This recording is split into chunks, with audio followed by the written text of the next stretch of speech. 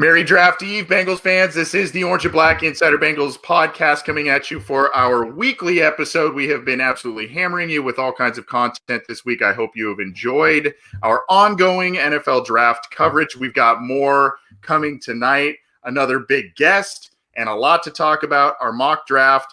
I am Anthony Cosenza, joined on my far right, I guess your left if you're watching us live, John Sheeran, my usual co-host. John, how you doing, my friend?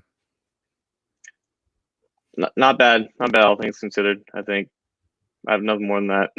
Okay, well we've got big day tomorrow. Yeah, I know. Are you tired already? You can't be tired, dude. We've got a lot. I've been exhausted this past month. I think I'm just starting now to realize it. So. Yeah, well, we've got you're going to share some stuff with us later in terms of some of the work you've been putting in for this, not only the draft but the entire Bengals offseason. And we are the thorns outside of the rose in the middle. That is James Rapien of now Sports Illustrated. The prodigal son has returned to Cincinnati. James, welcome back. It's great to have you back on our program and great to have you back on the Bengals beat. How you been doing, my friend? I'm doing well. I'm excited. I'm excited to cover a draft. It was weird last year not covering the NFL draft, so I'm happy to be back. I think it's an exciting time too. I think to be covering a team. I started covering the Bengals, like going to the locker room, all that stuff in 2016. So it was a bad year to start. Yes. So I feel like this is a good year to start. So it's kind of the opposite of what it was a few years ago. Well, hopefully you're bringing the good juju with you, because we've the last couple of months we've had some of the members of the '88 Bengals Super Bowl team join us on the program. We've been very excited and blessed with that.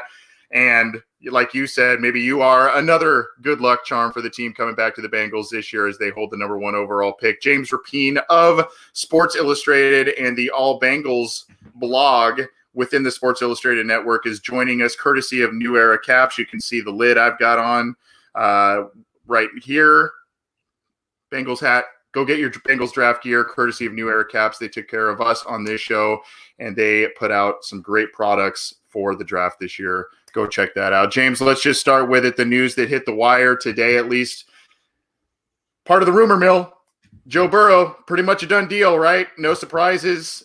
Seems to be the guy. The Bengals, you're hearing things like, hey, we're turning off the ringers. We're not really listening to deals, all that sort of thing. No surprise there. Good fit. And he was your pick in the mock draft that we'll get to in a little bit.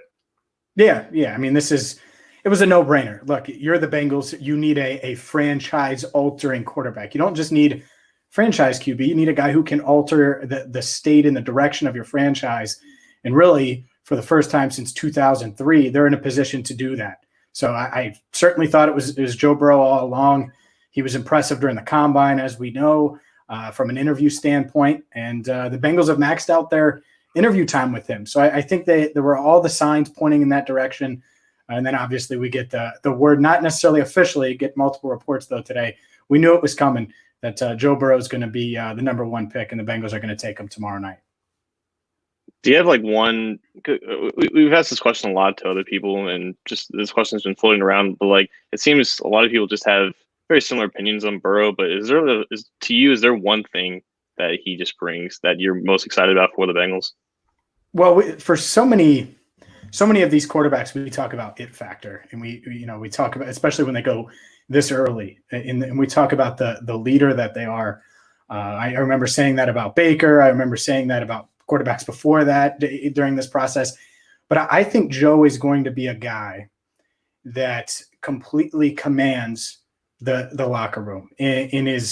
He's been compared to Tom Brady a lot. I'm not going to compare him to the greatest quarterback of all time or the most winning, most successful quarterback in NFL history. But the one trait I think they both have is whether you're the 53rd guy in the locker room or the go-to wide receiver, you will follow Joe and you will trust him. And I think that trait is going to carry over instantly. I think the first time he talks with his teammates like this virtually, and then the first time he's throwing to A.J. Green or John Ross, which, heck, he's already thrown to John Ross. When that happens at training camp, and that's when I assume it'll happen for the first time, I think he'll be the leader from day one. And when you look at Andy Dalton and Carson, which those are the two guys that have led the Bengals in the past, I don't think that was the case, at least from day one. I think Carson was a little hesitant at times and had questionable leadership skills at times.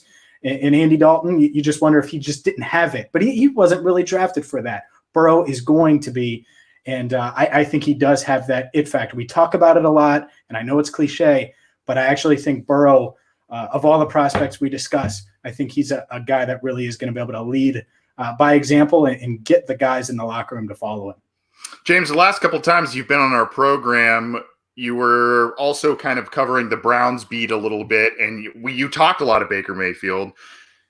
I'd like to get your thoughts before we kind of move on to other facets of the draft, but I'd like to get your thoughts on Baker, the prospect from a couple of years ago, Burrow, the prospect now. I know it's a little bit, you can have a little bit of a biased opinion because subpar year from Baker last year, but I guess, kind of compare the potential career arcs of both of those guys and the levels that they are as prospects as Burrow potentially heads to the Bengals. I mean, does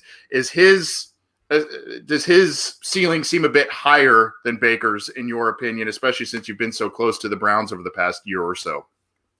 I think that it's an interesting question, and I think that when you look at both of them, and I was high on Baker. I was high on Baker when I covered the Bengals. I thought he was. I remember that. He should have went number one, and I'm glad he did because I thought he was deserving, and I think he dealt with and is dealing with a lot of dysfunction in Cleveland. So when I look at both of those guys, I think Burrow has actually a higher floor. We'll start there. I think he's much safer. He's taller. He's stronger.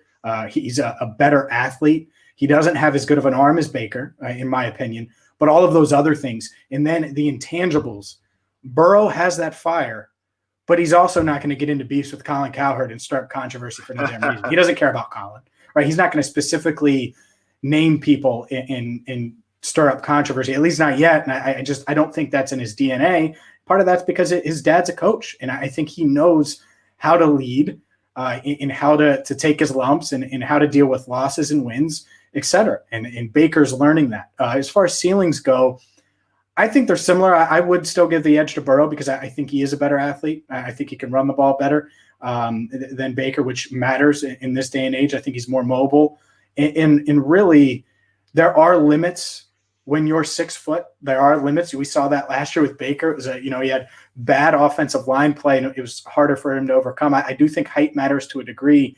So I think Burrow's physical traits are better, and I think he's a better leader. So I'd give him the edge, but I'm still high on Baker, bullish on Baker that he could turn things around in Cleveland. And that's the crazy part about this, guys, and I won't be too long-winded here, but the AFC North is loaded. I mean, there really isn't a weak team. I mean, I could look at the Steelers and say they might have the 4th best team, and that would not shock me, depending on what the Bengals do in the draft. So I think it's going to be a tough division, an extremely challenging division here this season for Burrow in his first year. I think you kind of hit the nail on the point there, where it's as Baker going into the draft and into his career, he was known for this fiery confidence and this fiery passion, whatever. He planted the flag at OSU. With Burrow, it's a different kind of confidence. It's like he carries himself a lot better. He knows when to unleash that, but he knows when to be reserved.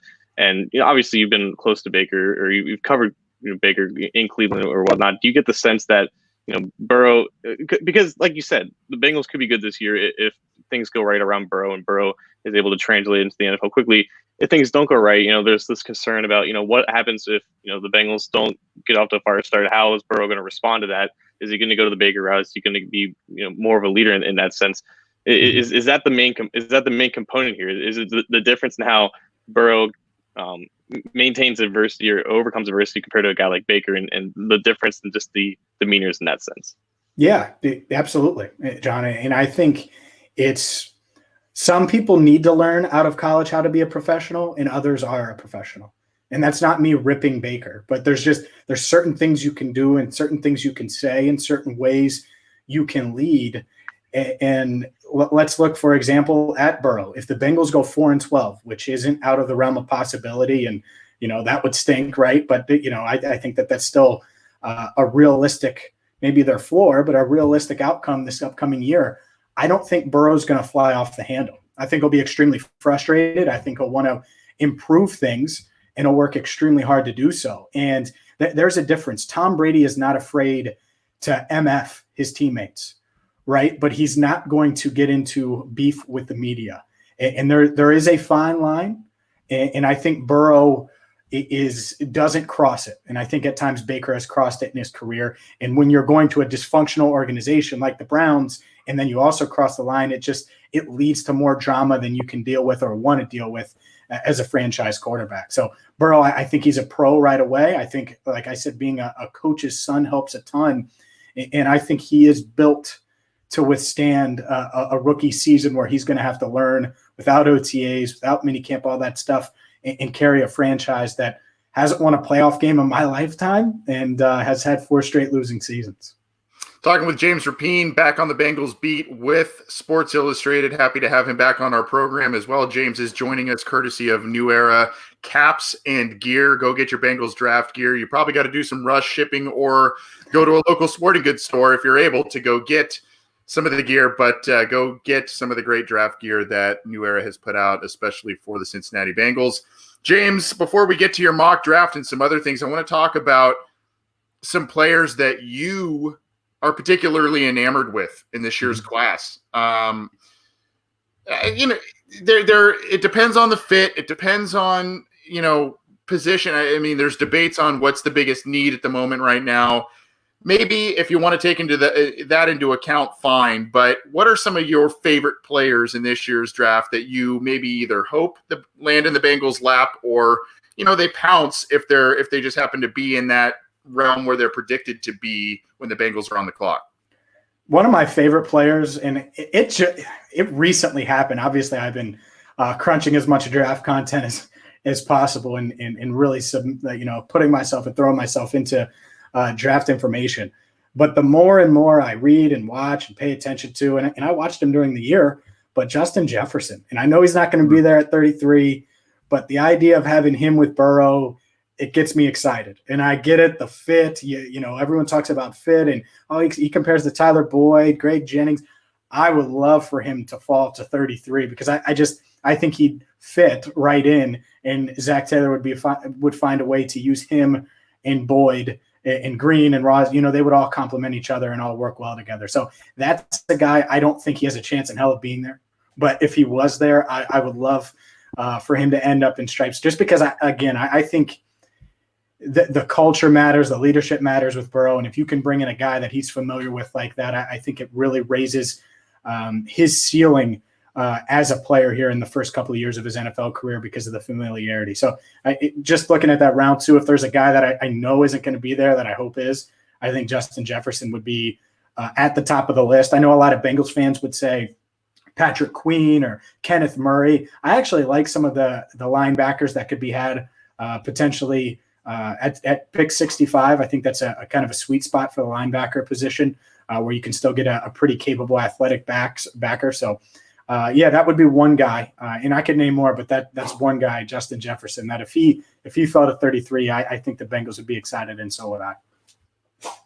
There's no doubt about that. I think, if Jefferson's there, he's definitely on their short list. And like you said, you've been crunching a lot of draft work just in the past couple of weeks that you started recovering the Bengals. You even got a chance to speak with Duke Tobin, I think even Zach Taylor, and some of their pre-draft news conferences. What are you gauging in terms of what potentially could be their areas of targets in terms of round 2, maybe even round 3? Are you getting the sense that it's a certain kinds of positions, maybe like receiver or linebacker? Or do you think they're really going to pounce on a guy who happens to drop out of the first round? What are you kind of gauging from the things that you've heard from Tobin and Taylor? Yeah, it's interesting because I think they're really like us. They're really open to multiple positions because they have needs. And I think that's, if there is any positive to picking at the start of every round and having multiple needs, it's that you can fill them with really good players. So whether it's a Justin Jefferson that falls or a Murray, right, they would be excited with either one. If it's an offensive tackle that happens to fall to 33, to me, I think it really just depends on where the value is. They're going to take the best player available. And I really think if I had to guess in like what round they were going to do something positionally, I would say round 2 would be offensive tackle or wide receiver. I'd say round 3 would be linebacker or wide receiver if they happen to go tackle in round 2. And then that 4th round is whatever's left over, whether it's linebacker or receiver. That being said, The Bengals could also go corner. I would not be shocked in the first, rounds 2 through 4 if they went with a corner. If a corner falls, that wouldn't be shocking at all. So I think to default, it's best player available. At the same time, I think that in their minds, the best player available could also fill their big 3 needs. I think that's how a lot of people look at it, as linebacker, wide receiver, and offensive line, specifically tackle. So I think they can do both at the same time if the board falls the way they think it's going to fall. Talking with James Rapien of Sports Illustrated, joining us on the program, back on the Bengals beat. Stoked to have him back on this program as well, one of our favorite guests, and thanks for making the time. Hopefully you got a few more minutes in you because we've got more to ask you. Oh, yeah. Sure. James is joining us courtesy of New Era Caps. James, before we queue up your mock, and we will show what you put out on Sports Illustrated in the All Bengals site in just a minute here. We'll pull up your and we'll talk about those. Rewinding a little bit and using kind of the questions we've asked you already as a little bit of a backdrop, are you a little surprised at what the Bengals did in free? I would assume you are, being around this team as long as you have. Yeah. Are you surprised at what occurred in free agency, and how do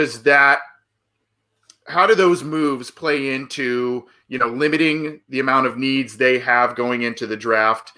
Really, it seems like you just said, linebacker, offensive line seem to be really kind of the biggest needs. Wide receivers got to be in there too, but they addressed a lot of stuff in free agency, spent a hell of a lot of money, and that, I think, surprised a lot of people. It did. No doubt about it. It surprised a ton of people, including me. I remember when DJ Reader got signed, or the agreement was announced or reported, and I told my cousin, I was with my cousin, I told my cousin, he was like, "Are you serious?"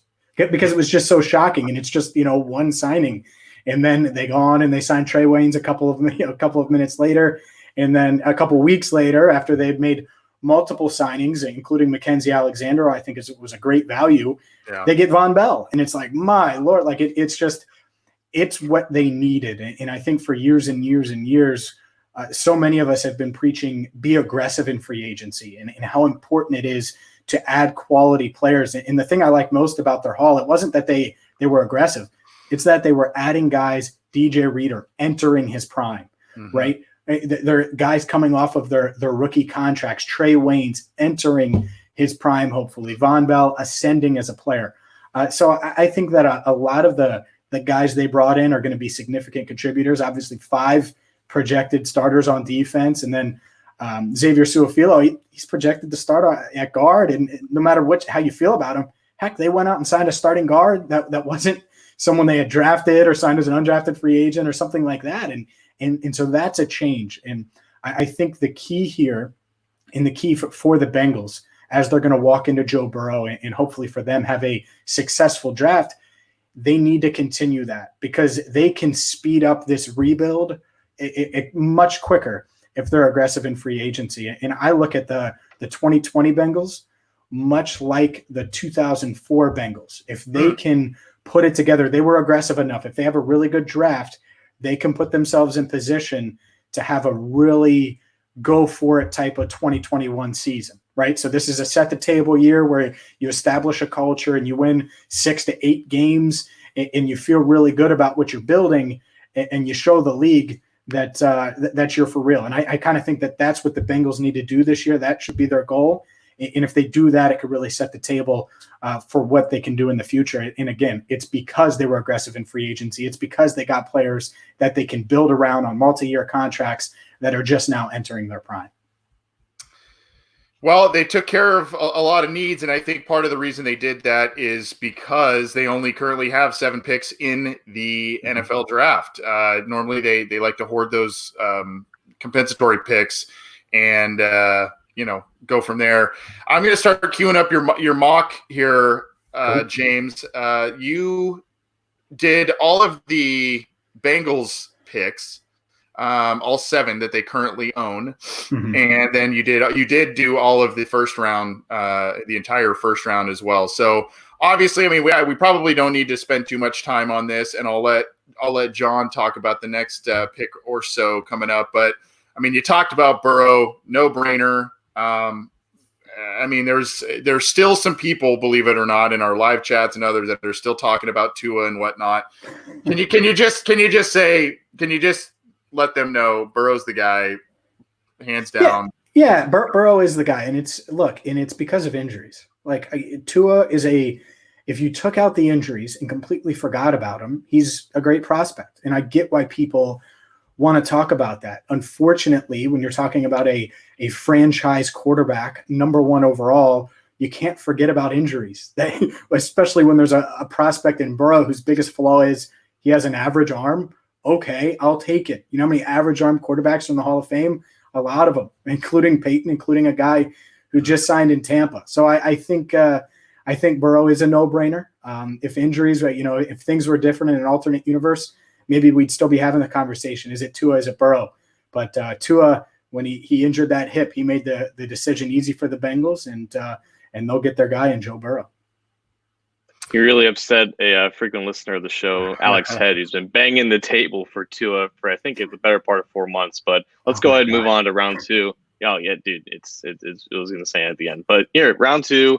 We have a guy that a lot of people are saying is going to go in the first round, but he's not exactly a lock. It's a deep class at his position. Isaiah Wilson, the tackle out of Georgia, mammoth guy. I think Dave Lapham was just talking about him on the radio earlier. What are the things you like about him? The fact that he's 350 pounds, or he actually moves well at that size. Both, right? I think you're talking about a guy that from a physical trait standpoint has it all. Former basketball player. So he's got the foot speed you look for. He's huge, like you said, 6'6", 6'7", 350. And he played in the SEC. And the Bengals love the SEC. You see him go up against elite competition. He isn't a flawless prospect by any means, but this is the same club that picked Cedric Ogbuehi in the first round. I think Isaiah Wilson projects to be a much more successful player than Ogbuehi. It's not just the traits. It's he went out there, he played at a high level, and he was a part of a really good Georgia offensive line. So he needs to work on some things. I think Jim Turner will have to work with him on technique and things like that. But you get a guy at 33, and part of this is about depth. It's not like there's another high-end, at least in my mind, right tackle who could potentially start as a rookie and develop into a potential Pro Bowler at 65. I don't see that. And I think with the run that is going to happen on tackles, that Wilson will end up there and he'll be on the board. And if he's there, that the Bengals should jump on him because, again, I think he could start year one potentially and certainly has plenty of upside, even if he does lose out to Fred Johnson early on. Yeah, it's going to be interesting to see how married the Bengals are to Bobby Hart, just going up a little bit to show where you kind of came up with that. You see Josh Jones, you had him going at 27 to the Seahawks, Jalen Rager, the wide receiver out of TCU, going to the Ravens at 28, Austin Jackson to the Titans at 29. You got Higgins, a potential wide receiver target for the Bengals at number 30 going ahead. Edwards-Helaire probably not on the Bengals radar with Mixon and Bernard on the roster, but you have your boy Justin Jefferson. By the way, we didn't really mention it. John and I both seem to like him quite a bit, and maybe more so than others that talk about the Bengals, but we do like him. So that's kind of where you came to that decision in getting Isaiah Wilson at 33. And Isaiah Wilson is a guy, initially was maybe looked at early in the process, third round guy, that sort of thing. And now he has ascended, like you said, the more tape has been watched and more background checks have been done. And now he has first round chatter. So let's go now. This is where I found it to also be pretty interesting. One of the more interesting areas that you have in your mock draft where you have the Bengals addressing linebacker, probably somewhat predictably on day 2, but you wait until the 4th round to get the wide receiver. Let's talk about Davis Gaither. The Bengals obviously had a meeting with him. Talented kid, athletic kid. He's small, but he can move around pretty well and has good instincts, as you noted in your breakdown. The one thing that scares me a little bit, I think he's dealing with a foot injury, and that's probably dropped him a little bit. He's recovering from that. The Bengals drafting injured players always causes me to flinch a little bit, but good player and seems to be linebacker seems to be their biggest positional need. Yeah, exactly. And he's he's a high-end athlete. I get it. He's not 240 that you'd like. Willie Gay's 240, and that's a difference. That makes a difference when you run like these guys can. But I think he's going to be able to help them in a multitude of ways. I think he's a pretty good pass rusher. I think he flies all over the field, and he's an athlete. And I get that he's not as big as some of these other linebackers in this draft. But I think the Bengals are extremely interested in a high character guy. I think that matters more in this draft than previous drafts because you don't have pro days. You haven't been able to. It's different. You guys talking with me on virtually is much different than meeting someone and shaking someone's hand and spending 6, 7, 8 hours with them on a college campus or having them in for one of the 30 visits at your facility. So I think when you go with character guys, let's say a Willie Gay Jr. is there. Well, he punched his quarterback in the face, right before a bowl game. So I would rather go with Akeem Davis Gaither. That's just the reality of it. He might not be as good of a prospect in some people's eyes. I think he is. And so that's who I'm rolling with. And I think when you look at linebacker versus wide receiver, at least the way I'm thinking it's going to go, the value is taking linebacker in round 3, unless they traded down from 33. So I think that's why I ended up with Davis Gaither there at 65. I agree with that logic. And like you said in the post, Bengals coach him at the Senior Bowl. He was on the South roster. A teammate of his, the Senior Bowl, is their next big, Devin Duvernay, the wide receiver at Texas. He's kind of almost a forgotten man in this extremely deep class. And there's definitely a scenario where he ends up there in early day 3. What are your thoughts on him when you watch him? Because he was a track star in high school, but he's kind of built like a running back, and he doesn't exactly look like a burner out there, even though he ran like a 4 flat at the combine. Do you see him more as a field stretcher to start, or do you see him being used kind of like how he was at Texas, where he was mainly in the slot? He got a lot of schemed yards and just growing into more of a vertical threat as his career progresses. I think you're exactly right with the description in the back half there. I think he's going to be a guy, you get him involved in some gadget plays, some screens, some quick slants, things like that, and try to build his confidence and allow him to work on his route running and things like that. In an ideal world, he won't play much, right? Because you have John Ross stretching the field, AJ Green on one side, Tyler Boyd in the slot, and then Duvernay can come in and kind of be a supplement this year for the rest of that wide receiver room. But he's a guy that has the traits. You mentioned he can fly. And if he can get the route running down a little bit more and develop into that vertical threat, which I think is certainly plausible. I don't think that's outlandish to expect. Then I think that he's a guy the Bengals would be interested in. And I will say this, Zach Taylor, we were talking to him yesterday, and he said they were looking for, and again, it's coach speak. Who knows if he was just feeding us what he was feeding us. But as far as the wide receiver position goes, good hands and high football IQ. And I look at a guy like Duvernay, who they had one-on-one time with, obviously, at the Senior Bowl. And he obviously has good hands when you watch him. He's able to track the ball downfield and can make big plays. I think he makes sense in the 4th round. He's not going to save your wide receiver room if AJ Green and John Ross leave next year, right? You're still going to have to address that position. But he's a guy that can certainly be a depth piece this season and someone you can build with moving forward. Talking with James Rapien of Sports Illustrated in the All Bengals blog. Happy to have him with us. He joins us courtesy of New Era. Let's kind of, for the sake of time, let's kind of group some of these guys at the end of your mock here, these last 3 picks, somewhat together, James. I think the one, obviously, that opens some eyes, Troy Dye. A lot of conflicting opinions on this player. Some people think he could be, a 3rd round-ish type of player, given his athleticism and his ability. He played kind of a lot of different roles on the Oregon defense. Some people think that there's still a lot of refinement that's needed there. You have him as their 147th pick, their 5th round pick, and you as a double dip there for the linebacker, basically going at that position twice in a matter of 3 rounds, rather. Yeah, I think Dye's a guy that is certainly more of a project, where you're going to have to, you like his physical ability, but he's going to be a special teamer as a rookie, and he'll probably have to add some strength, much like Davis Gaither. But Davis Gaither's just a better player, and he makes more plays and the way he flies around. But from a size standpoint, Dye's a little heavier than Davis Gaither, but he's just not as good of a player at this stage, or as good of a prospect. So I think that when you add 2 high-end athletes, from a speed standpoint, and you're the Bengals at that linebacker position, you feel good about it. And like you said, Dye is going to be higher on some boards. I just think there's going to be a linebacker or two that fall, and I think Dye could be on the back half here. And if he's there at 147, I think the Bengals are extremely tempted. And we talked about best player available. I think he could certainly be the best player available at that point in the draft. And then let's go to the last two here. L'Jarius Sneed and Azur Kamara. Obviously, at 215, Azur Kamara is an interesting player and one the Bengals. They met. You note this in your draft. They met with him again after the Senior Bowl. But those two guys, Bengals are pretty stacked at corner. But I guess you always need some help there, especially with how the injuries hit that group last year.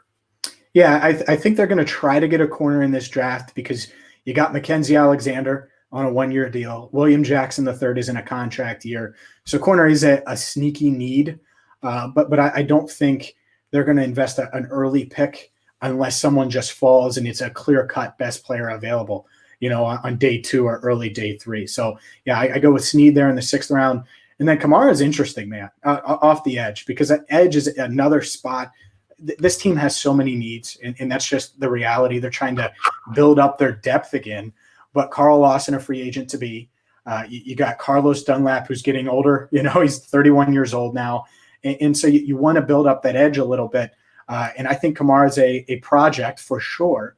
But they've expressed interest in him. He's got the physical size and athleticism to get you excited. So, yeah, I think if he's there in round 7, the interest that they've expressed, I could see them picking him in round 6, to be honest. But if he's there in round 7, I could certainly see them picking Kamara.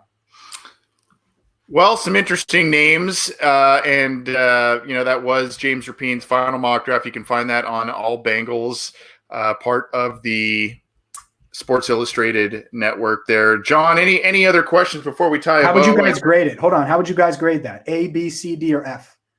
Is it an F? I'll give you an F minus. Yeah. There we go. Good. Sounds all right. Yeah. Sounds like high school. I think that's a solid B or B plus. I'm a little bit more on the get Burrow weapons and they went so heavy on defense in free agency. Sure. I'm inclined to think that wide receiver, maybe even pass catching tight end, offensive line may be heavily focused. The problem is, you still want 2 linebackers. You want probably 2 offensive linemen. You want a wide receiver, and you still want to get a defensive, an edge rusher, cornerback, just some additional help on that side of the ball. And you've only got 7 picks, so they may need to get creative. But I'm a little inclined to think they may go offensive heavy. But I do, I'm intrigued by Duvernay. Is he a guy that is a track star that just happens to play football, or does he have football skills that you can mine out of him to marry with, the speed and all of that? So that's a guy that's very intriguing to me. Yeah, I will say, and obviously I started off with my love for Justin Jefferson. I'm with you. Like, if they could somehow, like, if there's a receiver, let's say T. Higgins, and people are talking about him falling and to round 3. Like, if T. Higgins somehow falls to 65, I'm so in, right? Or if you trade down from 33, I just don't want to pull the trigger on him there. Denzel Mims or Justin Jefferson, I'm all about it in round 2. But at some point they need a tackle as well. But I'm with you. If they get weapons, I will not argue that. People know I love wide receivers. Well, Anthony is in the business of building around Burrow. I'm in the business of trashing all mock drafts in general and general principle. I got one more question though, James.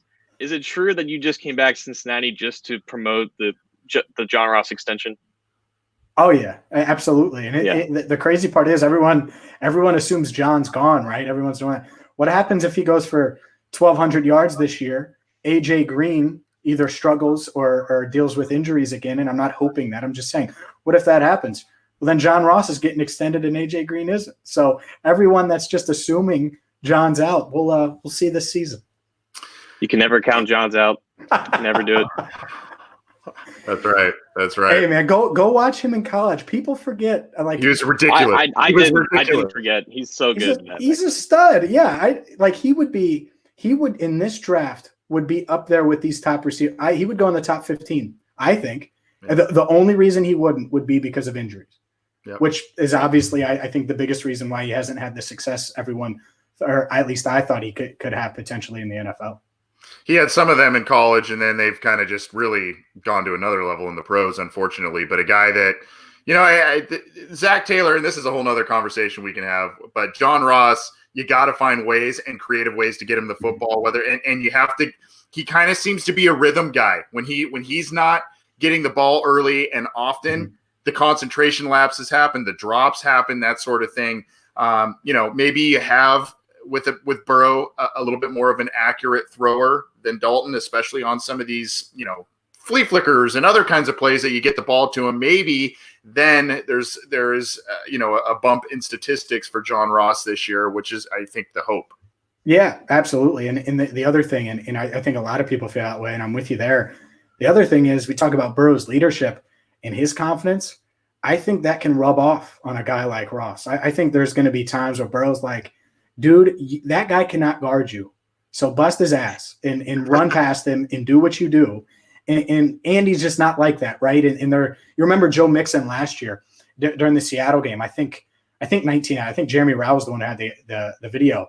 But after the first touchdown, because he had the drop and then he had the touchdown, Mixon went over and hit Ross on the shoulder pads and was egging him on and saying, that's you. Do that every play. Like that's how you play, and trying to get him going. And I think that's something Burrow almost naturally does, and he's going to make everybody around him better.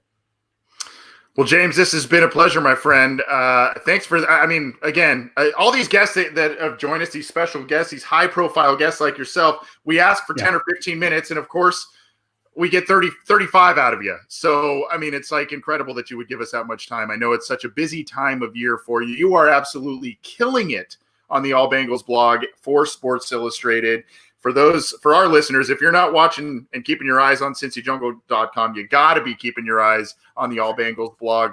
You may also have an announcement for us, James. ... I don't know. No, not now. No, okay. Not now. But yeah, we certainly in the works. Plenty of content on the way post draft. The allbengals.com is just the start of what's coming from a Bengals coverage standpoint. And at James Rapien on Twitter, one of our show's good friends, just another high-profile guest in our pre-draft coverage. James, thanks for the time, man. I'm sorry we took so much of it, but our listeners are stoked to have you. We're stoked to have you. So thanks for the time. I don't know how your listeners feel after having you lie to them, saying I'm a high-profile guest. You are, dude. You are. But no, I appreciate you guys for having me, and I'll come on anytime. I appreciate it. We'll hit you up for that for sure. Stay safe, dude. All right. See you guys. Thanks. See ya. That was James Rapien of Sports Illustrated in the All Bengals blog. That was awesome. John. He was brought to us by New Air Caps. Good stuff from him, as always. Yeah, James pretty used to this kind of stuff, so I expect nothing less. Yeah. Well, we're going to get to our mock draft in just a second. We didn't plan on going that long, but it was like such an awesome conversation. It's like why stop? We're gonna bring in.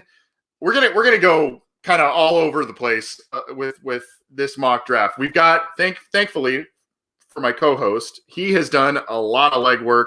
He's going to share a lot of his research and documentation, all kinds of stuff as we get to our own mock draft. Maybe it's a 7-pick draft, maybe more, depending. We're going to run a simulator and do that. We're going to get to that in just a second. Before we do, you can always get this show on iTunes, Stitcher, Spotify, Google Play. You can get it on Megaphone. You can get it on iHeartRadio, YouTube, CincyJungle.com. Really anywhere you go find your audio podcast, we are available. You can also get great shows like Matt Minnick's Chalk Talk. You can get Orange is the New Black, the podcast by Ace Boogie and Zim Hude. We had the pleasure of doing a roundtable episode with them earlier this week, so go check out that. There was like 5 of us chatting. It was pretty awesome. And, of course, sorry if I spit when I speak, those guys, Hoji Smoji and Daddy-O McDuke, are still giving us some great content as well. So a full slate. Guys, I don't know if the listeners know, John, there has been 17, including this show, 17 pre-draft episodes that we have given in a matter of a week. From the Ickey Woods interview last Wednesday all the way to this episode with James Rapien and our final mock draft. 17 episodes between our show, Matt Minnick, Orange is the New Black, all kinds of good stuff. We've been hammering folks, and hopefully they've enjoyed it. No wonder I'm so exhausted. We've really done 17 of these. Yeah, I know. I know. People really love this stuff. Yeah. Well, we're gonna get to our final mock draft in just a second. Before we do, John, we actually have a sponsor for our mock draft. Believe it or not, and it's gonna be one that you may go, that's interesting.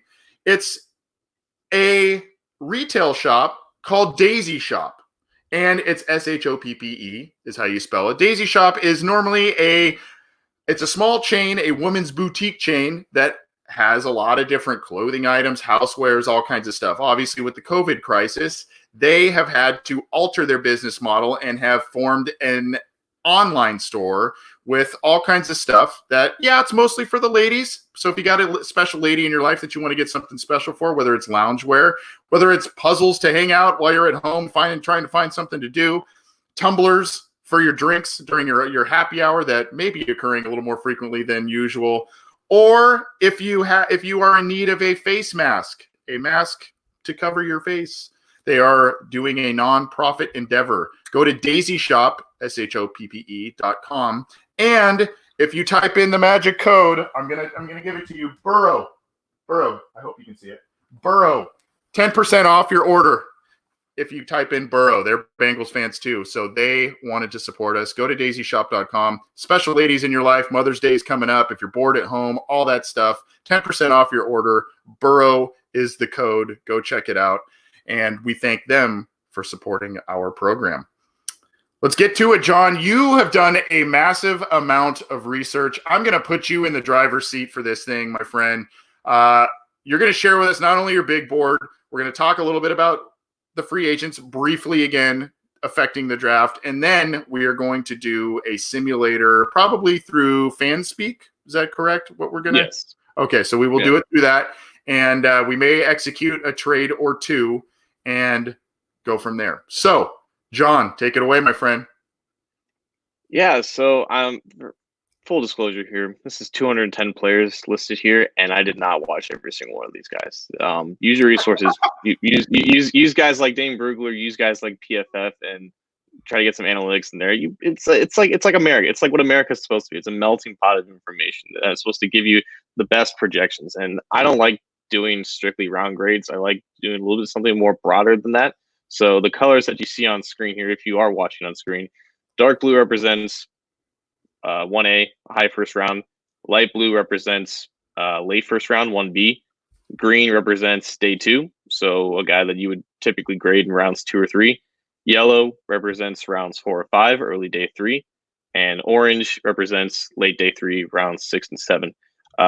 When I counted all this, I had just 17 guys graded in the first round. I had 56 graded on day 2, 89 graded on early day 3, and only 48 graded on late day 3. So I think a pretty common distribution of grades there. It's just kind of how it is, right? It's like that's why people love trading back, because there's only so many legitimate first round talents that you're sitting there in the late first round. You're thinking the guys that I'm going to pick at 20 are not really that much different than 40, and I think that represents a great argument for what the Bengals do at 33. So what do the Bengals do at 33? Like, what do they do in free agency? What does the roster look like right now? Roster roughly looks like this, and this is just everybody who's under contract on screen. Different color codings here, basically looking at contract status, looking at how good is the player. You have players who you're pretty confident are going to be here in 2021. Sam Hubbard, Atkins, Tyler Boyd, Joe Mixon, to name a few. Light blue represents guys who you're confident in making the roster this year. Guys like AJ Green, for example, Bobby Hart, Xavier Su'a-Filo, Von Bell, guys who the contract and the talent fits. Green is like a bubble player, I guess. So maybe he makes the roster, maybe he doesn't, depending on what his contract status is. Examples of that are like Ryan Glasgow, Billy Price, Rodney Anderson, and then camp bodies and basically guys who are still technically free agents, but they're not going to be back. Andy Dalton, I have listed as gone. I just don't see him just sticking around here based off that contract, but that's another topic that we can talk about. Going through what they did in free agency, they spent over $158 million in total money, $37 million in signing bonuses, $63 million in total cap hits. Their cap space right now is about 7.5, and they filled a lot of their needs. They went defensive heavy, as we all know. They just signed Mike Thomas and Xavier Su'a-Filo at offense, so that's kind of where we are right now in terms of what the Bengals are, and I think this board represents what the Bengals should follow in terms of just how they should grade these guys, and specifically looking at the positions that they are likely to target and the positions that are big of their needs. Represented through these grades, this is a pretty good tackle class at the top. It's a pretty good wide receiver class at the top. You have at least 10 guys of receiver who you would feel confident in taking in the first 50 or 60 picks. Maybe slightly less for that tackle, but that's just, it's just all subjective. It's based on a couple different things. And on defense, I think you have great value on day 2 at linebacker. You don't really have any true first round guys. I think when you put all the data in the film and the production all into the formula that calculates whatever subjective grades you want to put at, I have Isaiah Simmons listed as a safety. I think he's just not the traditional linebacker that you can just pigeonhole at linebacker and label him at the position. I think he's just more of just a bigger Tyrann Mathieu. And Tyrann Mathieu's not a linebacker. He's a safety technically, but you can play him all over the field. Anyways, at linebacker, I have Jordan Brooks as the best guy. I think the tape, the athleticism, and the production is just the best. It's just the best combination of all three compared to other guys like Akeem Davis-Gaither, who James talked about. He's right below Brooks for me. Patrick Queen, Willie Gay Jr., Malik Harrison, Logan Wilson, all around out that same tier. If you guys want to argue with me about who should be above who in terms of in these same tiers, I'm not going to die on any hill. I think it's all pretty close. That's why they're all grouped together in these same tiers. So if you have a different opinion, that's completely fine. I just feel confident in terms of where these guys are in the tiers that they are. If you want to have different rankings within those tiers, that's fine by me. So interestingly, before we get to the mock draft and everything, first of all, this is fantastic work, John.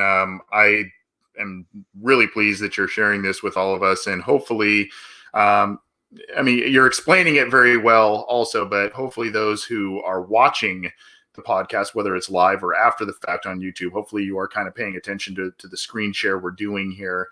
Yeah, interestingly, just kind of before we move on, you have Kenneth Murray, seemingly one of the more coveted linebackers in this year's draft. You kind of have him in the 4-5 range in terms of round. Is that? It has nothing to do with production or athleticism because he has both of those in spades. I think he's the one guy. I think that according to like Bob McGinn and some other insiders, he's the one guy that in this class, nobody has anything bad to say about him. Like, he's just a great guy, a great leader, a great person. He's going to, acclimate into any locker room he comes into. He's a natural leader. He has everything that coaches like, and everything about his profile is great. When you watch him on the field, he's blind. He's legitimately, he doesn't know where to go. And I don't think we recognize that issue when he was kind of lighting, games up, late in the season, making all these crazy tackles and looking really explosive and everything. If you put him on the field, on an NFL field right now, he's going to look like Malik Jefferson. And I think Malik Jefferson at the time was a good 3rd-round pick because he had a lot of the same things. He had great speed, great explosion, great production. Not the Big 12 thing, I think, is more of a coincidence. I'm not putting it all on every Big 12 defenders because I think they do produce good talent defense. Just with Kenneth Murray and how he plays, it's just a lot of bad plays in run defense. He wasn't used a lot in coverage, so it's a question of a big projection, what his role would be in there. You want a guy that you would draft where the Bengals would want to draft him at 33. If he's there at 33, I think he's probably going to be the pick. He's not going to be there. I think he's a lock for the 1st round. And the team that takes him is going to find out that he's just not ready to contribute immediately. And that's the question, though. If a linebacker at 21 years old as a 1st-round pick isn't capable of staying in run fits and being an adapt coverage player, what is the value of that? Like, is he just a QB? Is he just a QB spy out there? Like, you don't play Lamar Jackson 16 times a year. Like, the value of Kenneth Murray, I think, fits more in the middle of the draft. I think you covered his athleticism, you covered his production, and you covered a limited role for him. But asking him to do anything more than that is just asking for trouble. And I just don't think the value is there in the first couple of rounds. Yep, and that's kind of been a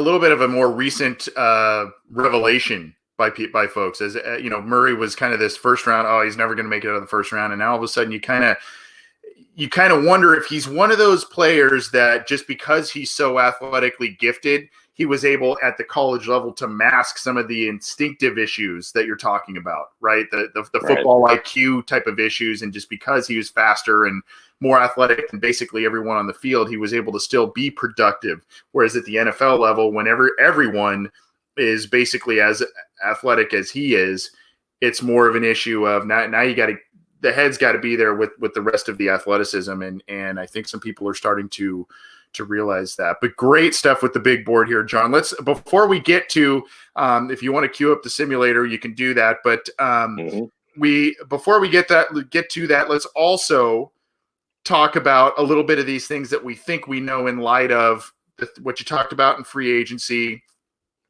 what you brought up with your big board, etc. What we think we know. The Bengals will want an edge rusher, and there's talk that it could be as early as number 33, and it could be someone like Zach Bond. We've said this on this show a couple of times. Last year, they flirted with Shaq Barrett. This year, Derek Wolfe was in for a visit. They had Chris Smith in for a visit. They have looked at edge rushers and have not struck yet. So they want an edge rusher probably by day 3, by the end of day 2. I think also, John, we could say wide receiver will probably be addressed, I would think, by round 4, if not earlier. I think that's got to be in there. And then, offensive linemen, you got to think about offensive linemen. And I like the Isaiah Wilson pick that James Rapien had on his mock. I think that would just be an outstanding AFC North, mauler type of guy that would bring a lot. The Bengals keep telling us that they like their offensive line more than everybody else does. So mixed signals. I don't know. They've been willing to get out of some bad contracts. I don't know if that includes Bobby Hart. If they draft a guy early, we'll see. What other observations or things that you think we know at this point going into, aside from Burrow kind of being the guy at number 1? What other observations or things do you think at this point with the Bengals? It's a lot more guesswork because we didn't have that Dave Lapham podcast with Dan Horer where he basically predicts the pick because everybody knows the first pick and he doesn't really know what's going to happen, by pick 33. So he was actually on with Mo Egger today on ESPN 1530, and Mo basically said, "What are guys that you like at 33?" And he basically talked like he just didn't know who's going to be there. He just doesn't exactly know the plan. Maybe he just doesn't know as much. But what he did say was that he's been on the Kenneth Murray train for at least 2 weeks now, and probably more. And that I think tells you a lot about what the Bengals think about him. He's probably, if they consider Isaiah Simmons linebacker, he's probably their linebacker too. And if he's there, I think he's probably the pick. But he's not going to be there. He's going to be like a top 25 pick. So what are the other options there? I think they still want to go linebacker early, even if Murray isn't there. You have Patrick Queen, who's a borderline first-round pick. If he's there, he's probably the pick. If he's not there, I think you legitimately have to consider Jordan Brooks and Logan Wilson as possibilities there. Brooks is now getting a lot of first-round buzz, and that whole topic in itself is just the NFL. It's just the media catching up to what the NFL has known for weeks or months now. And Brooks is just a guy that just didn't he ran a 40, he ran a 4.5 4.40, but he didn't test anything else in the combine. He didn't participate in the Senior Bowl. He dealt with injury. He didn't think he had a lot of offseason buzz, and I think a lot of teams are just looking at the fact that he was extremely productive and they like the on-field athleticism, and they're just going off of that limited stuff because they don't have all this extra information, especially for players like him who were injured and didn't have a pro day and weren't able to meet face to face. So Jordan Brooks is, if he's not a first-round pick, he's going to be a top 40 pick, and if he's there and Queen and Murray are not, I think he's probably going to be the pick, and that's what Lapham alluded to. If he's not there, I'm sorry, I said Isaiah Wilson. I meant Logan Wilson. He's probably the backup plan if Brooks isn't there. And Wilson's getting again this late surge from the media as a guy who's going to go a lot sooner than a lot of draft analysts might think. So linebacker is definitely still in play. And then you look at the other positions: wide receiver, offensive tackle, edge rusher, like you mentioned, and cornerback. And not only are those needs that the Bengals do need to address, they're the most valuable positions that aren't quarterback. And that makes sense because the Bengals like to address positions that affect the passing game early in the draft.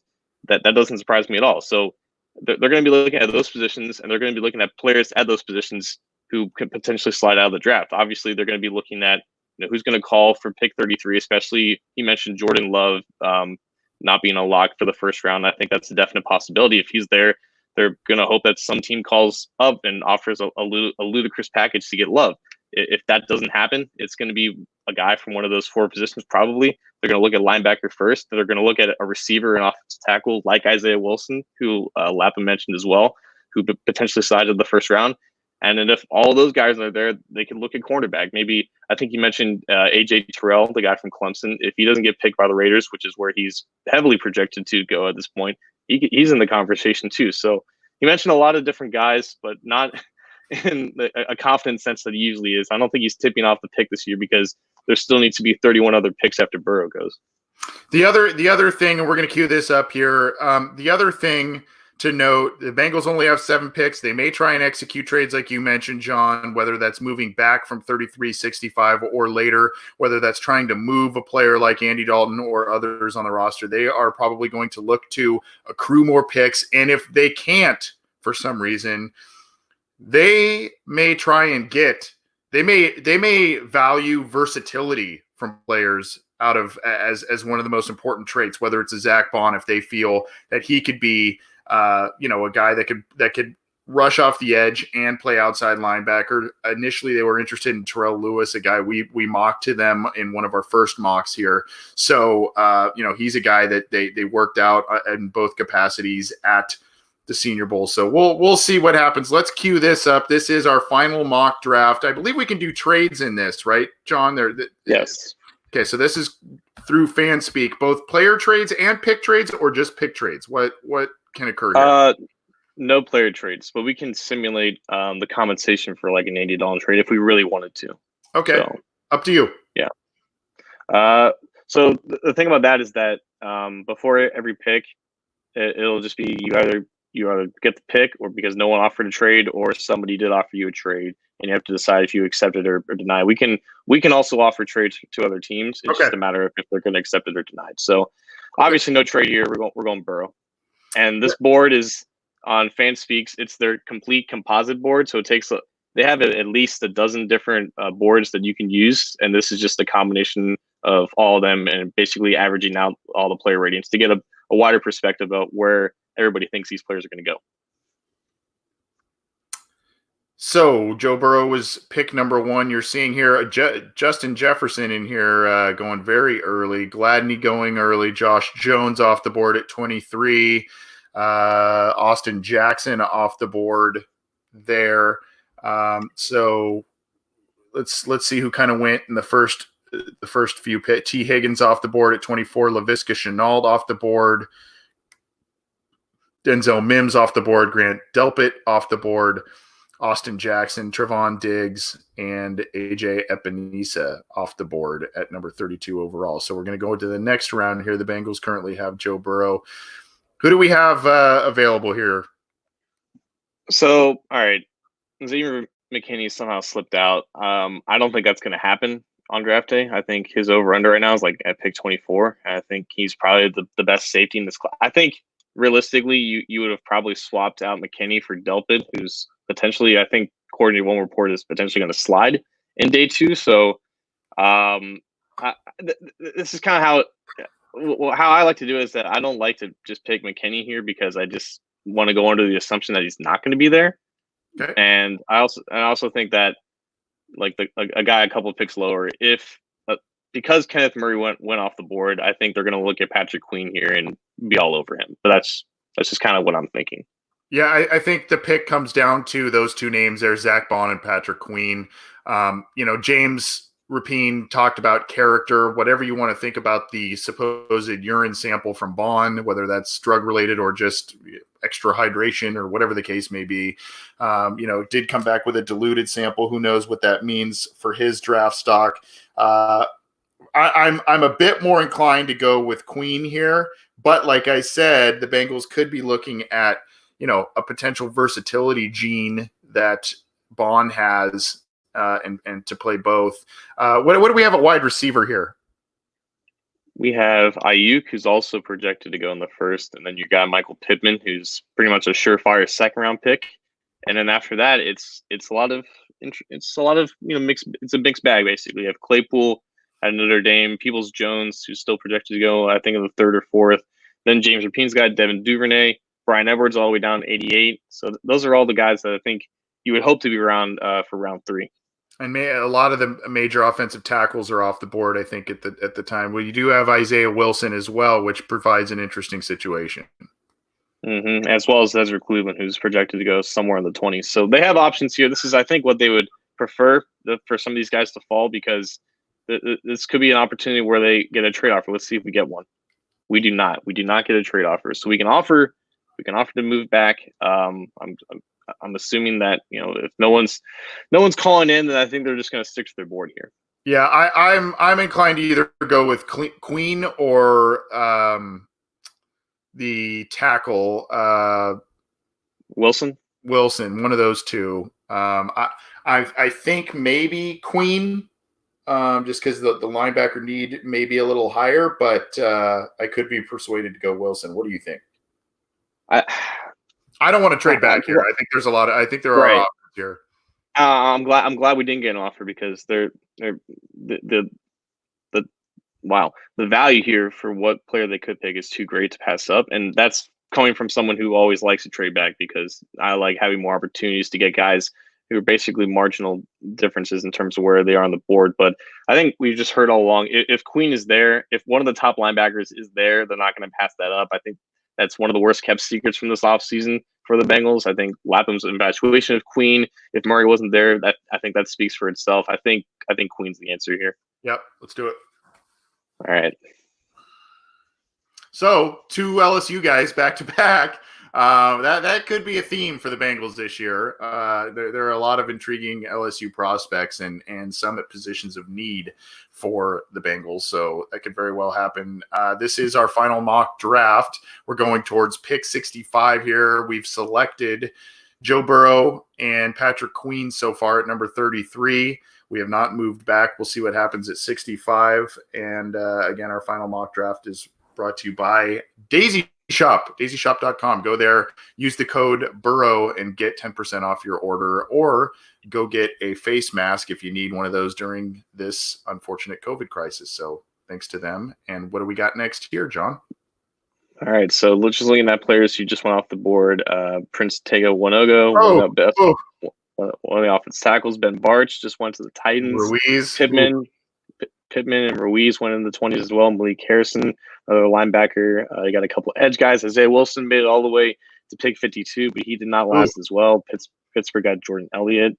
AJ Terrell also, I think, is going to be in the conversation at 33 if he does not go in the first. So it just comes down to, like, there's going to be multiple guys that they're going to like. It's just a matter of which one they prefer and at which position. So there's still decent guys left. Like Clyde Edwards-Helaire, like just today was said to be a first round pick, like somewhere in like the late 20s. So if he's still here, I think teams are going to be all over that as well.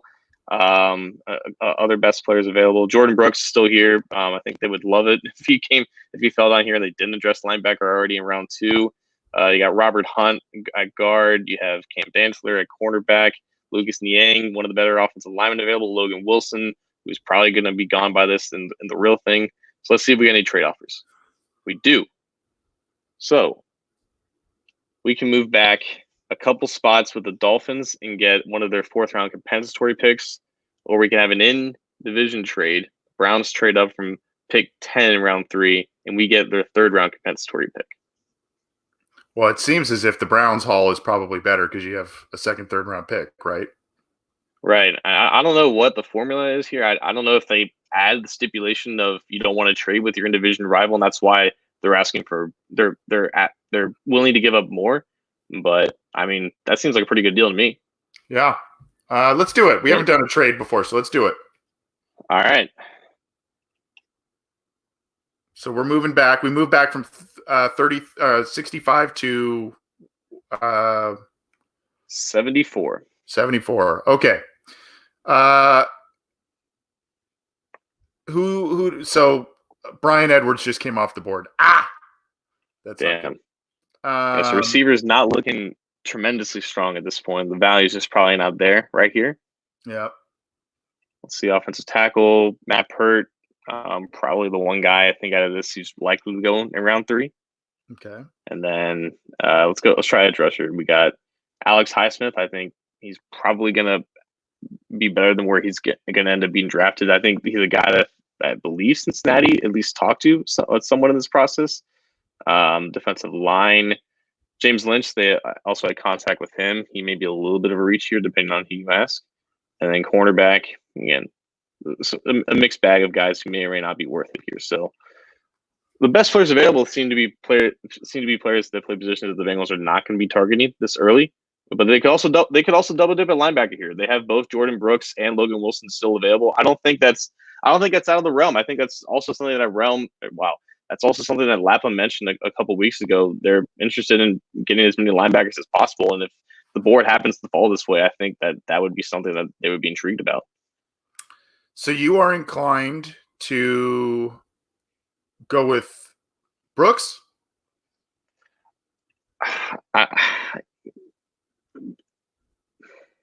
The wide receiver value just doesn't seem to be there. Right, exactly.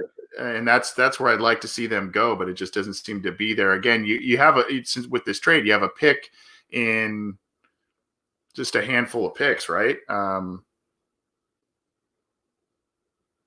So I think if we wait on a wide receiver here, then there'll be a better option towards the later part of this round. Whereas, like, this may be the one time we go offensive line. Besides, like, Matt Hennessy is a good option here if they want to go strictly interior. Robert Hunt, Robert Hunt's a good one. Yeah, honestly, Robert Hunt might be my pick here now that I'm thinking about it. Let's do that. Yeah. And then I think what we try and do is get wide receiver at the end of this round here with that extra third round pick. Oh, Van Jefferson just went, and Jordan Brooks just went. Whew. And Matt Pert. Jalen Hurts and Jacob Eason back to back. Wow. All right, so there's at least three. Yeah, there's three linebackers that I would be surprised that they were all still here, but they are all still here. But let's see the wide receivers. Yeah. Offensive okay, let's just see the offensive tackles. There's nothing there. And then this might be the spot where they decide the edge rusher is where they want to go. Highsmith, I think fits. What was that? I would say Highsmith of that group. Yeah, that's what I was gonna say.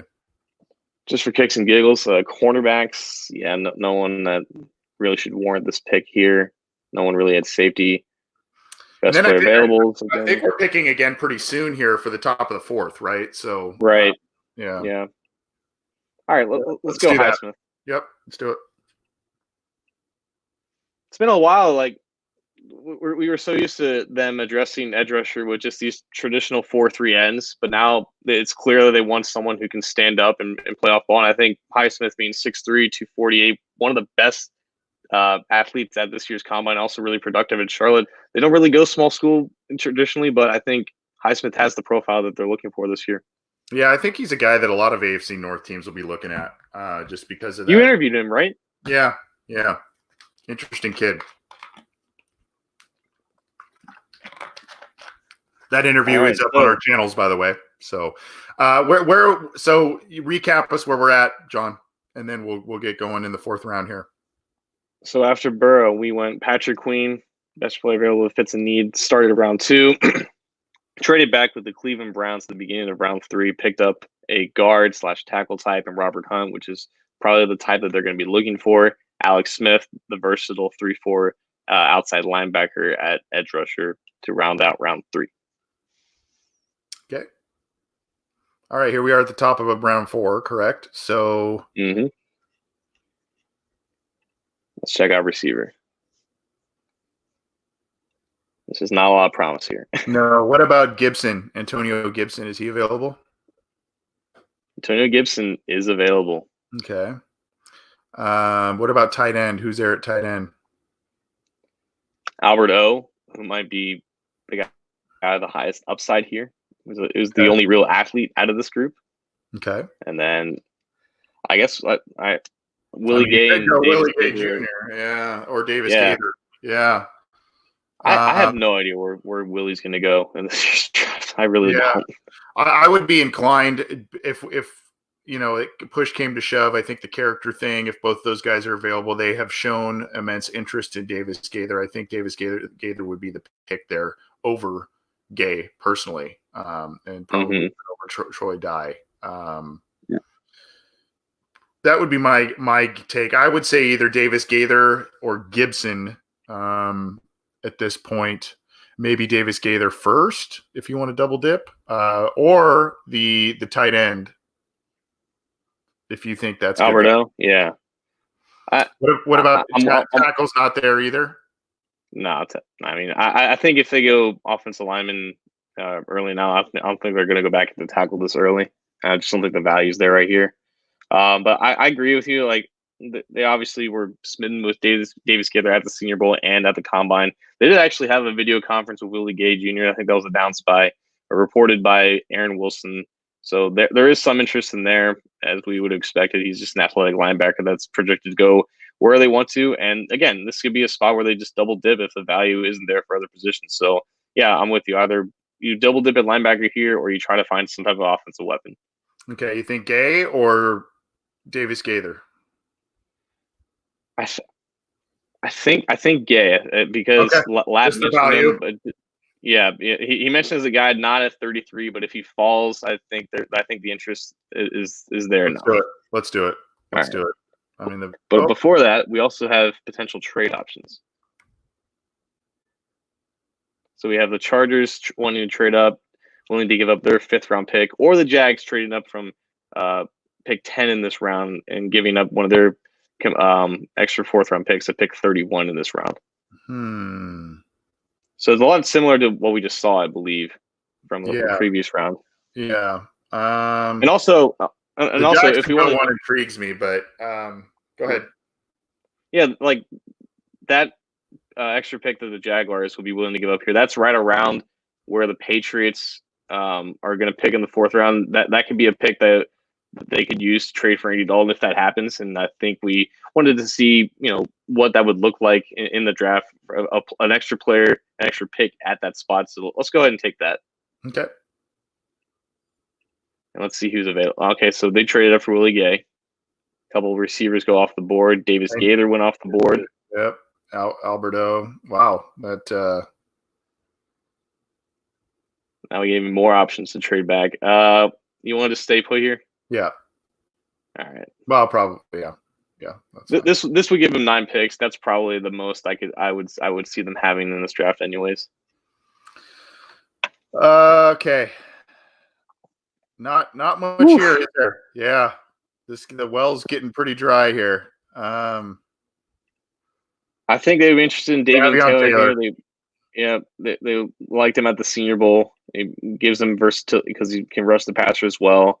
But a couple receivers went off and a couple running backs went off. Antonio Gibson is still there. I'm inclined to maybe do that one.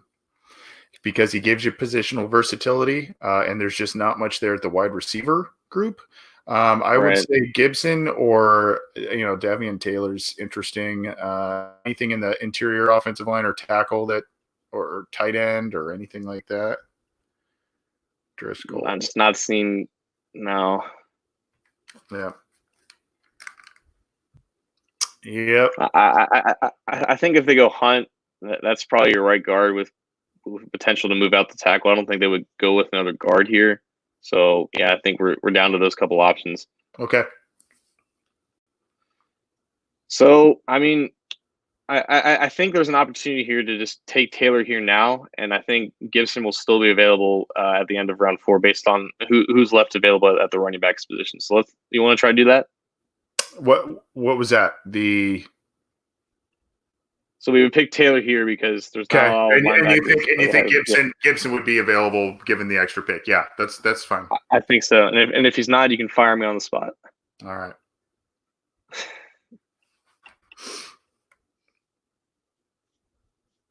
So where are we picking again? I believe it's pick 31 in this round.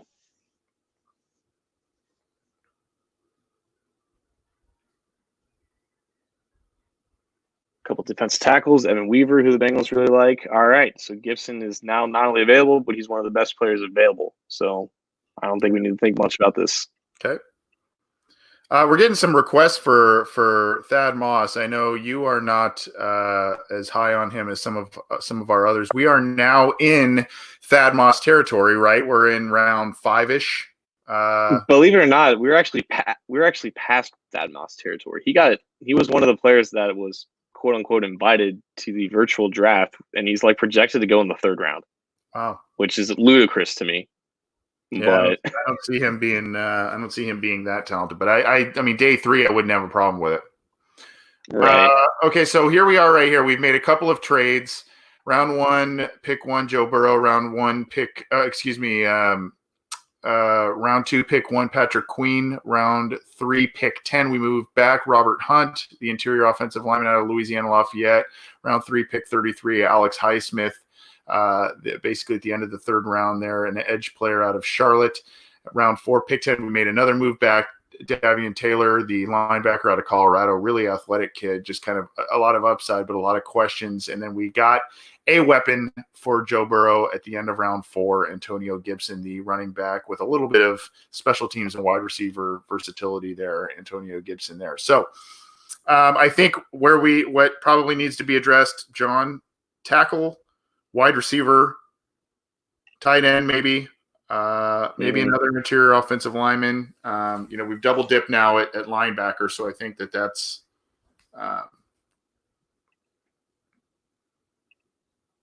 right. So yeah, wide receivers available. I would probably consider Cephas here. He ran really badly at the combine, but I don't think he's 4.7. I think he's probably close to 4.6. But he's probably one of the more NFL ready receivers in this class. And this is who's that? Quintez Cephas, the guy from Wisconsin. Yeah. So he would be probably my receiver option here. I mean, Devin. Wow, I cannot pronounce the last name. Asaisi, I think, from UCLA. He's my top graded tight end at this point. Thad Moss still doesn't intrigue me until a little bit later, but I know everybody's going to hate me for that. I just don't have a lot of positive thoughts on these tackles remaining. But they did coach Alex Taylor at the Senior Bowl, and he did pretty well down there, so he could be an option here as well. I'll let you decide here. I would say either tight end or I'd really like to see him get a wide receiver, but there's just not the names here.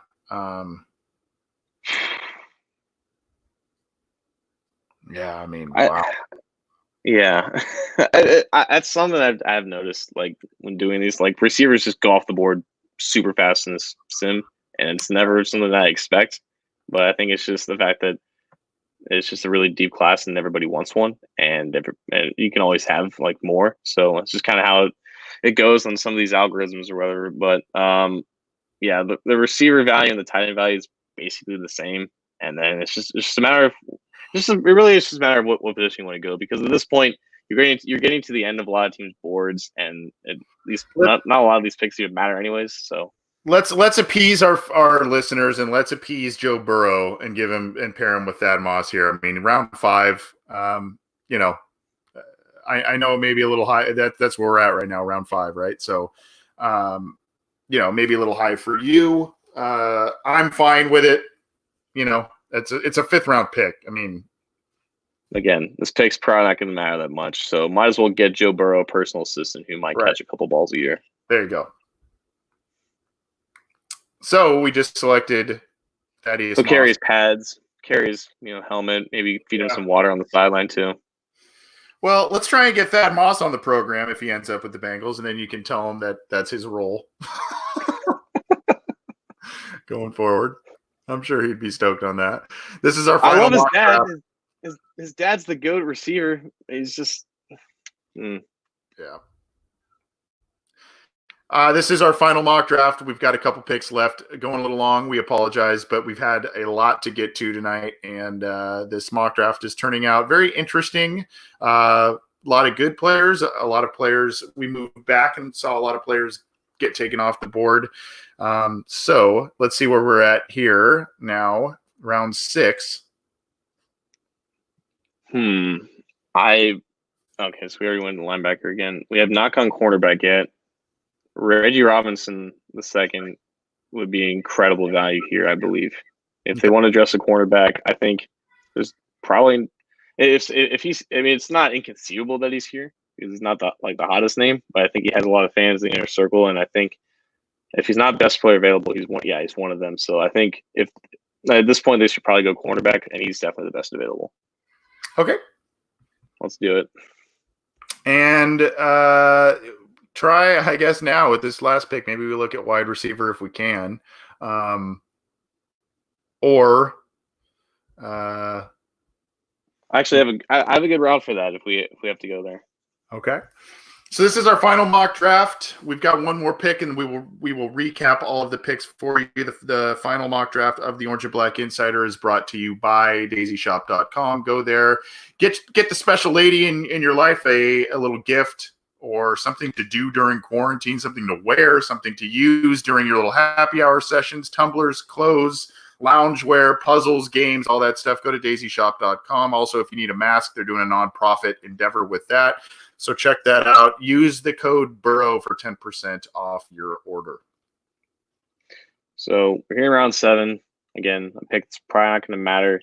And again, we came into this hoping to address receiver early. That's what we wanted to do.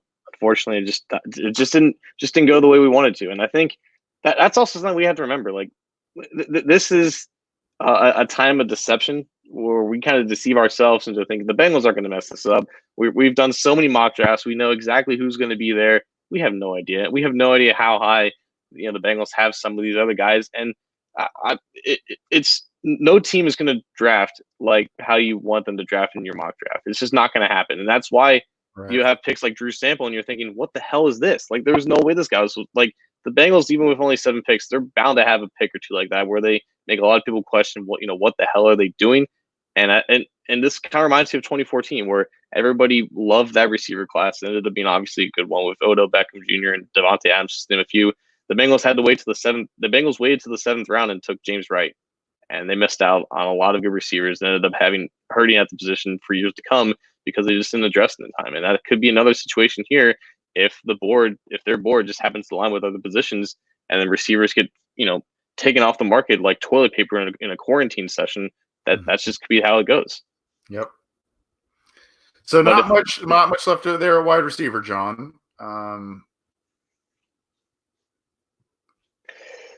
If they have to wait this long, Lawrence Cager is the guy that they did actually meet with over FaceTime, and I think just in recent years, I just remember like anytime we hear an announcement like this late in the season about like a meeting that happened, you have to assume that it's legitimate interest. It's just checking up on him and whatever. I think that's what we heard about Ryan Finley last year. We heard that a couple days before the draft, and he ended up being the only quarterback that they even liked in last year's class. So I would hope that Cager's not the only and first receiver that they draft in the actual thing, but I do think that if he ends up going undrafted, the Bengals have legitimate interest to sign him.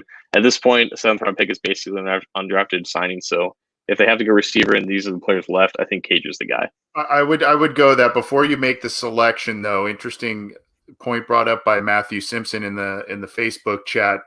Blankenship meaning kicker. Is that something that that's the only guy there that's draftable? Is that something that you want to think about instead of a wide receiver? I think the wide receiver, especially since they met with him, that makes sense. Jeff Hobson has come to the defense of Randy Bullock lately. I don't know. Is that something they need to think about, or is kicker just, that's an undrafted thing and we'll see what happens? I think fans are infatuated with drafting kickers when in reality there's just no value to it. Right. Like even Jake Elliott in the 5th round didn't exactly fit the value of that compared to other players on the board. But obviously they should have kept Elliott. They shouldn't have cut him. And when they invested that pick in him, I just don't love drafting kickers in general. And I don't think that they're that interested in moving on from Randy Bullock in the first place. If I had to draft a kicker, if there was a gun to my head telling me I had to do it, I would take Tyler Bass, but I don't even see him on this database. So maybe he goes undrafted. Maybe they give him a call because he's the guy. He's a leg that could legitimately compete with Bullock, but I'm just not a fan in wasting picks on kickers. Yeah, let's go Cager. Let's go Cager, the wide receiver. Get him a wide receiver and a guy that they've met with. That makes sense. Another Georgia guy. Yeah, and a Georgia guy, exactly. That is that. We'll recap the picks here in just a second as this mock draft finishes up. We got 9 picks out of the Bengals. We made 2 trades back in rounds at the top of round 3 and the top of round 4 to get a couple of picks. We did that not only because the value didn't seem to be there, but we did feel that the Bengals are probably going to try and trade back. I would say one of, if not both of those rounds. I do not think they're going to trade back from 33. Some people are all over that. I just don't. I think you're going to get a first-round talent there. I've said that a bunch of times. I think you stay there. I think what you look to try and do is move Dalton and or move back in the 4th round or the 5th round. They're saying nice job to us, John. So I guess we did pretty well. You can see here on nobody likes Mike Dress. Yeah, on the right hand side of the screen we're sharing, Joe Burrow at pick number 1, Patrick Queen pick number 1 in the 2nd round. Robert Hunt is who we got, the interior offensive lineman with some center guard versatility there. At the 10th pick in the 3rd round, after moving back in a trade with the Cleveland Browns, Alex Highsmith at the end of round 3, the edge player, a lot of athleticism, a lot of versatility there, just questions being a small school guy and, some things he has to learn at the next level.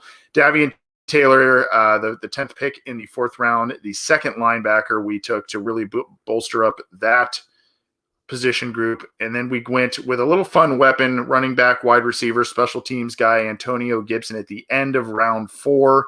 We got Joe Burrow, his best friend, at the top of round 5, tight end Thaddeus Moss. Round 6, we got a cornerback, Reggie Robinson out of Tulsa. Really interesting player, by the way. I think he is also maybe a guy that Matt Minnick has talked about and or covered in some of his stuff. Really interesting player there. And Lawrence Cager, a wide receiver that the Bengals met with recently out of Georgia. We tried to get guys that not only filled needs, guys they've met with, and guys that bring some versatility in some of these picks. I personally would have liked to have seen wide receiver picked by round 3, but I just the way this board fell, the value wasn't there, John. So we know the Bengals try not to reach. Duke Tobin told you in an interview a couple months ago that they like to go best player available, and that we tried to stick to that. Right. And again, I don't think that Queen. I mean, I think it's unlikely Queen's going to be there, and I don't think Murray's going to be there. And if that's the case, then they're just going to have to talk themselves into a linebacker. And I do think if I had to make a prediction, like they're going to draft at least an offensive tackle or wide receiver by the end of day 2. It's just a matter of when. I think I agree with James. The value at receiver or the value of linebacker is much better in the top of the 3rd round. But that's based off of the things that we think we know. We don't expect Logan Wilson to get picked in the top 40. We don't expect Jordan Brooks to get picked in the top 40 until they do, because that's what the NFL has been planning on all along, and the media is just starting to catch up with it. So these different perceptions about what the actual value is for some of these positions and these players, it gets all jumbled up. And I wish I remembered this feeling all throughout the draft season, because again, we stick to these rankings that we see throughout March and February, March, and April, and they don't mean anything because they're not real. They haven't been caught up to what people are hearing from actual NFL teams. And the fact that this is going to be so much different, like how much different will this be? Because we didn't have a traditional draft cycle with all these pro days or whatnot. So again, there's going to be some picks. There's going to be some strategies where you're thinking, what are you doing? Like, this is not what you're supposed to do. This is not how I wanted my mock draft to look. But at the end of the day, they're going to get Joe Burrow. They're going to get the most valuable player in this draft. And however much, solid talent that they build around him, that's just going to determine the overall quality of it. Yeah, there's some fun players in there. And I tell you what, if they got Patrick Queen, Davian Taylor, Alex Highsmith, I mean, if they're adding those guys in the middle rounds to a defense where they just added DJ Reader, you just added Von Bell, Mackenzie Alexander, Trey Waynes, that defense should make a pretty quick turnaround if that's how things kind of fall here, given free agency and the draft. But that is our final mock draft, and we did it through FanSpeak, final mock draft, courtesy of daisyshop.com. Go check out some stuff there. Do some shopping, Mother's Day, special gifts for your loved ones, whatever the case may be. Go get some masks from them, daisyshop.com. Burrow is the code to use. John, thanks for taking the reins on this, my friend, and thank you for all of the work you put in on the research with all of the players. This was awesome. This was awesome, and we'll post this here. We'll see how close we are as the draft unfolds coming up here. Yeah, man. this we've gone a little long, but we had a lot to get to. Our show's coming up, so a lot of people are asking what we're going to be doing for the draft. I don't want to say still to be determined because that's not the case. We're going to be taking the air tomorrow on night one. We'll probably do something casual. Some people are asking Zoom. Some people are asking, we may do like a Google Hangouts where we do video, or maybe we just take the air like this a little earlier, whether it's just myself and John joins me a little later. I know he's busy with the site stuff too. Maybe if you guys want to chat, we can do that.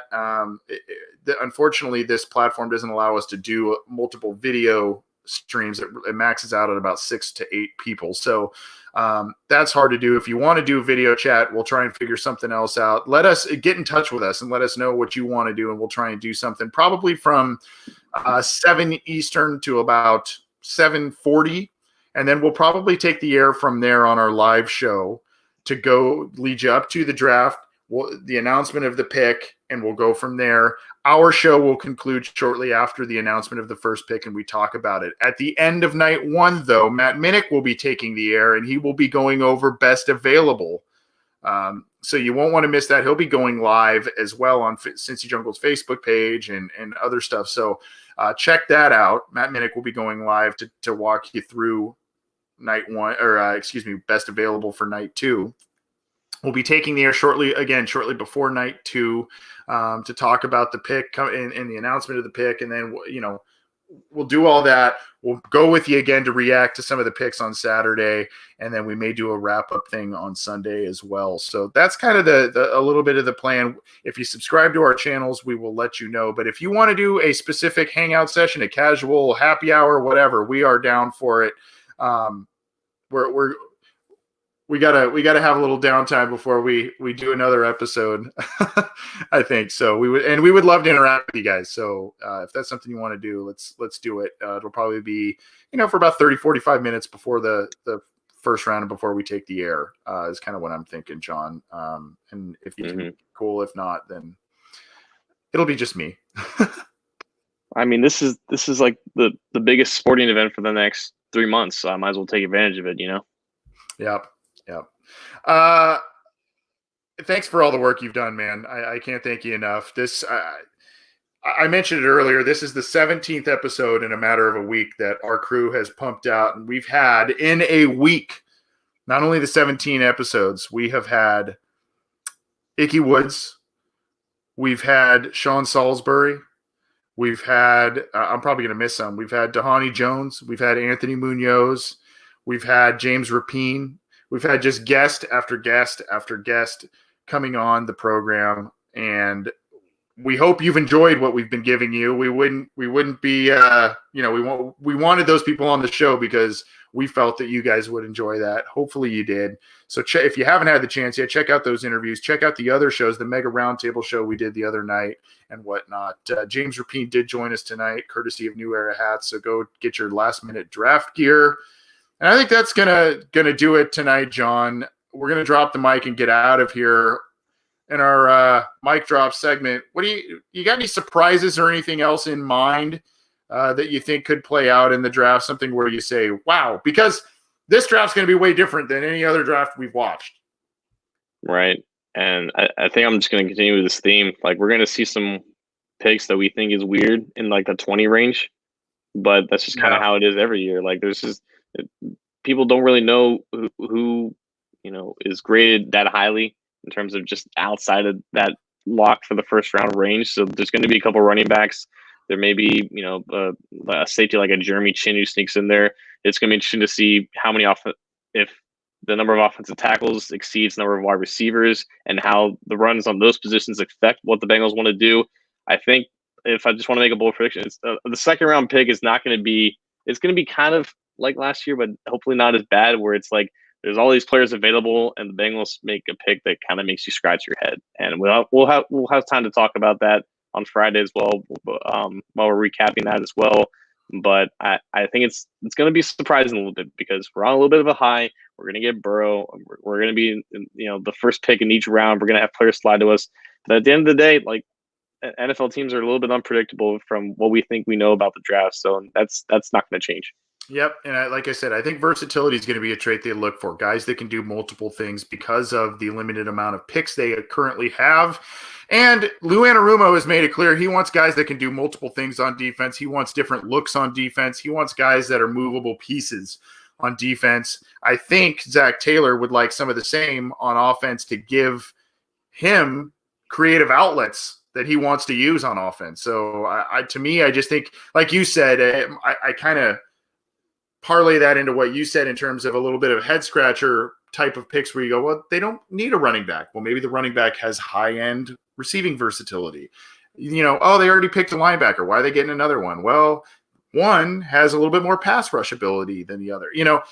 Things like that where, they overlooked a tackle. Why did they do that? Well, because they got another wide receiver because they're worried about the state of that group going forward. Things like that. And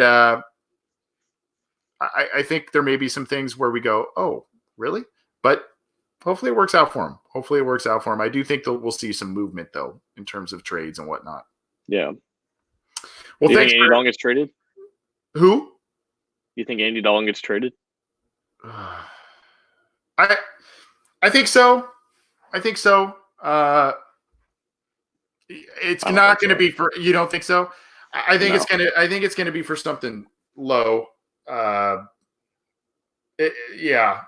I can see a scenario where he doesn't, and they may just let him. They can't hang on to that contract. They cannot, and I don't think they can hang on to him in the same locker room as Joe Burrow. Not that Dalton would be a cancer of any kind, but I don't see that happen. This is the Orange and Black Insider Bengals podcast. We've had a long show, but a great one. James Rapien joined us to talk about the Bengals, talk about his mock draft on allbengals.com, part of the Sports Illustrated network. So go check out his work. He's doing awesome stuff, building up that All Bengals site and the following with that. If you're not looking at cincyjungle.com, which I don't know why you wouldn't be, go over to allbengals.com and check out what he's doing over there. Great guy, and he gave us a lot more time than we would have thought, and we appreciate that. He joined us courtesy of New Era and our final mock draft that went through the FanSpeak simulator. John drove us through that one. That was brought to us by daisyshop.com. Go check that out and let us know what you think of the picks. And hey, if you want to hang out with us tomorrow, let's do it. Let's figure out a way. We'll chill with you, whether it's just us chatting with you like this for a little bit before the show, or if you want to maybe try a video chat where you hang out with us, we'd love to do that too. We're game. We're putting in the time. We'll be around, so let's do it. Let us know, though, how you want to do it, and we'll try and collect a consensus and go for it, and we'll shoot it out to everybody. Thanks, everyone. Get the show on iTunes, Stitcher, Spotify, Google Play, Megaphone, YouTube, iHeartRadio, cincyjungle.com. Keep it to cincyjungle.com this weekend for all your draft coverage, news, updates, breaking news, analysis, and keep it to our channel. Subscribe to be notified when we go live and when new stuff is out for you. Enjoy the draft. We'll be talking to you.